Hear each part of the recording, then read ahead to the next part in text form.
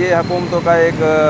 Fraud ہے، ایک چکر بازی ہے پیسے بٹورنے کے لیے یا پھر اپنے کارکنوں کو سیاسی سپورٹ اور سیاسی رشوت دینے کے لیے۔ جب تک غریبوں کو، ضرورت مندوں کو، مستحقین کو اگر پیکیج نہیں ملے گا یا جتنا سرکاری فنڈ آتا ہے، امداد آتی ہے، وہ غریبوں تک نہیں پہنچے گی تو یہ اسی طرح فراڈ اور چکر بازی چلتی رہے گی۔ اس پیکیج میں بھی اسی طرح ہوا ہے کہ رمضان پیکیج آپ غریبوں سے پوچھیں تو مزدوروں سے پوچھیں، آپ سائیکل رکشے والوں سے پوچھیں، چنچی والوں سے پوچھیں، آٹو رکشہ والے سے پوچھیں، تو میرے خیال میں اکثریت آپ کو ایسی ملے گی جن کا رمضان پیکیج جو ہے وہ نہ منظور ہوا ہے نہ انہیں ملا ہے۔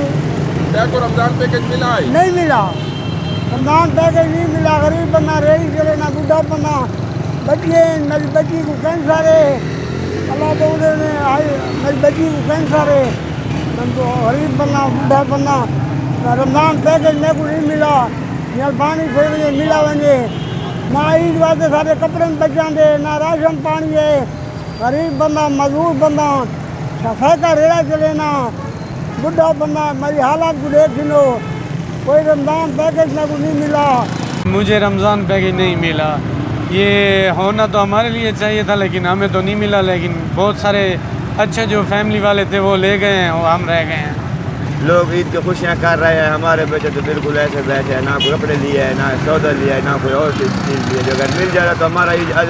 اچھا گزر جاتا، اگر نہیں مل گیا تو پھر بھی اللہ پاک مثال دے دیتا ہے، لیکن غریب کا یہ ہیلا ہوتا ہے کہ یار مل جائے تو مثال ہے۔ ہمارا کسی سے تعلقات نہیں ہے، نہ کسی کو جانتا ہے، نہ کوئی ہمیں جانتا ہے، ہمارا اپنا حق جو ہے وہ ہم کو نہیں ملا مثال ہے۔